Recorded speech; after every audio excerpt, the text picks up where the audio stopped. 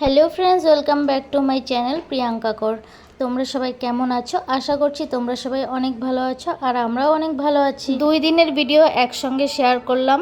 2 দিন বলতে একদিন তো ভিডিও একদমই করা হয়নি, ছোট ছোট কিছু ক্লিপ নিয়ে ভিডিওর সঙ্গে অ্যাড করে দিয়েছি। এইভাবেই ভিডিও বানিয়েছি। ছেলেটারও শরীর ভালো না, ছেলেটার খুব কাশি করেছে কাল থেকে, আজকে আবার জ্বর চলে এসছে, তাই কোনো ভিডিও করতে একদমই ইচ্ছে ছিল না। তাও করেছি, যখন শুরু করেছিলাম একটু, তাই ভাবলাম একটু করেই দেই পুরো ভিডিওটা।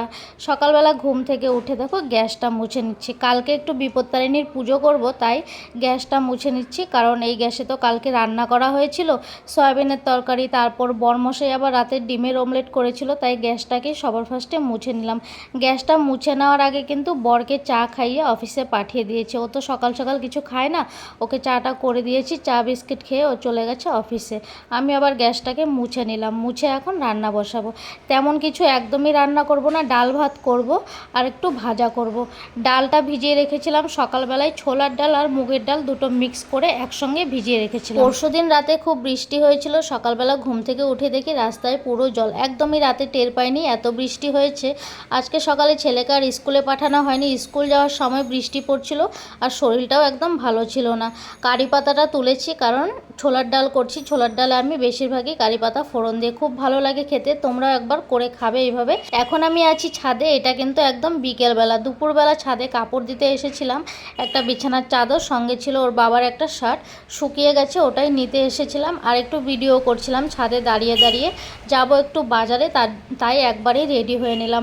বাজারে যাব, ওই যে বললাম কালকে একটু বিপত্তারিণীর পুজো করব, তাই ঠাকুরের বাজার করতে যাব। চলো, রেডি তো একবারে হয়েই গেছিলাম। এখন হয়তো 5টা কি 5:30 বাজে। ওর বাবা আবার ফোন করে বলল আমি স্টেশনে দাঁড়িয়ে আছি, তুমি ছেলেকে নিয়ে চলে এসো বাজারে। দেখো পৌঁছে গেলাম বাজারে। বাজারে কিন্তু প্রচুর ভিড় ছিল, কারণ কালকে বিপত্তারিণী পুজো, একটা তো চলেই গেছে মঙ্গলবারে, আরেকটা শনিবারে আছে, যার জন্য বাজারে খুব ভিড় ছিল। ওর বাবাও চলে এসছে, আর আমি তো একা করে বাজার করতেই পারবো না। অনেক কিছু ফল কিনেছি, সবচেয়ে বড় ফল নিয়েছি কাঁঠাল। ওই কাঁঠালটা নিয়ে যদি আমি একা একা আসতাম তাহলে হয়তো আধা রাস্তায় আমিই পেকে যেতাম। দুপুরবেলা থেকে ভাবছিলাম ছেলে আর আমিই যাব, কারণ ও তো চলে গেছে অফিসে, ওর আস্তে আস্তে দেরিও হতে পারে। হঠাৎ ও ফোন করে বলল আমি হাওড়া স্টেশনে পৌঁছে গেছি, তোমরাও চলে আসো বাড়ির কাছের বাজারে, একসঙ্গে বাজার করে বাড়িতে চলে যাব। ফল বাজার কিন্তু হয়ে গেল, অনেক ফল কেনা হয়েছে, ফলগুলো সব ব্যাগেই আছে, স্বাভাবিক কথা ব্যাগেই থাকবে, আমিও তো পাগল আছি। যাই হোক, ফল বাজার করে নিলাম। তারপরে দেখো চলে এলাম ফুলের দোকানে, ফুল নিচ্ছিলাম। এখানে আমাদের লাগবে 13 রকমের ফুল, দাদাকে বলছিলাম আমরা 13 রকমের ফুল তুমি রেডি করে দাও, কিন্তু 13 রকমের ফুল ছিল না এই দোকানে।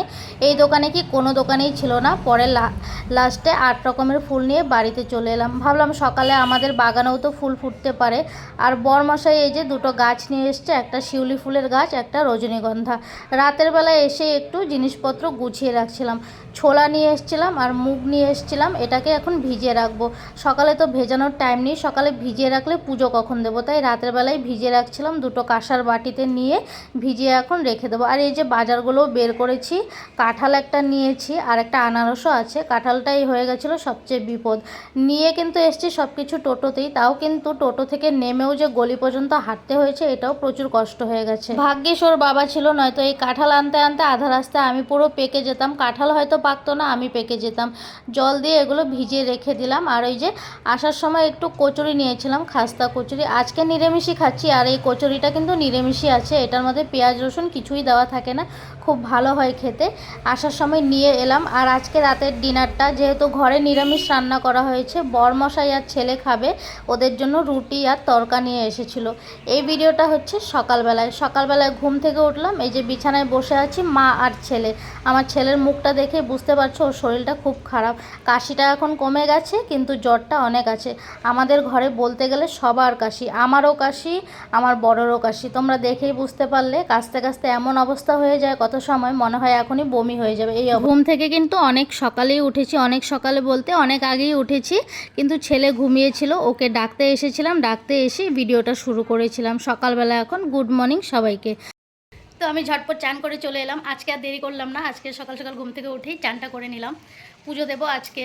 কালকে তো বাজার করে নিয়ে এসেছি সন্ধ্যাবেলা গিয়ে, আজকে একটু বিপত্তারিণী মায়ের পুজো দেবো, তাই সকাল সকাল ঘুম থেকে উঠেই চানটা করে নিলাম। ও তো চলে গেছে অফিসে, ছেলেকে একটু খাইয়ে দিলাম হরলিক্স, সিঁদুরটা লাগিয়ে নিলাম। আর এখন মাথা পুরো ভেজা আছে, আজকে আর শুকোনোর টাইম নেই মাথা, অন্যদিন তো হয়তো শুকিয়ে নিতাম আমি একটু সময় থাকলে, কিন্তু এখন পুজো দিতে হবে, সময় নেই মাথাটা শুকোনোর।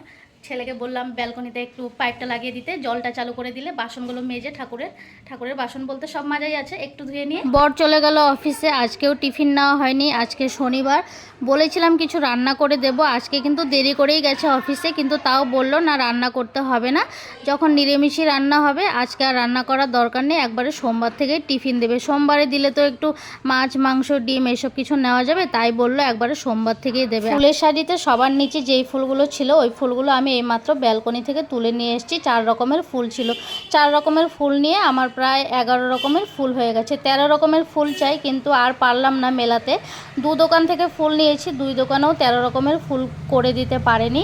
ফুলগুলো সব ঢেলে নিচ্ছি, হয়তো 9টা কি 9:30 বাজে। আমি পুজো দিতে চলে এসেছি, সকাল সকালই দিয়ে দেবো পুজোটা, নয়তো আবার দেরি হয়ে যাবে, এই পুজো দিতে তো অনেক সময় লাগবে।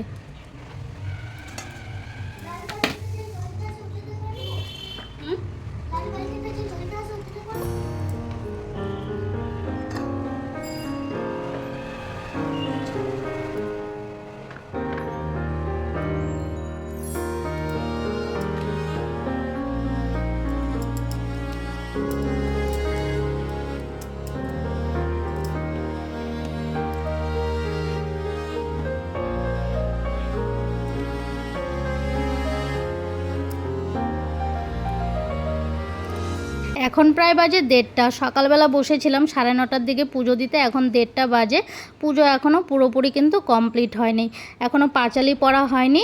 এই যে ধূপ ধুনো জ্বালিয়ে দিলাম, ঘরটা বসিয়ে দিলাম, বসিয়ে দিয়ে এখন পাঁচালি পড়তে বসবো। তার আগে একটু ভিডিও ক্লিপ নিলাম, ছেলে আবার আমার পাশে বসে আছে, ও বলছিল টিভি দেখতে যাবে, আমি বললাম না এখন আমি পাঁচালি পড়বো, তুমি আমার পাশেই থাকো।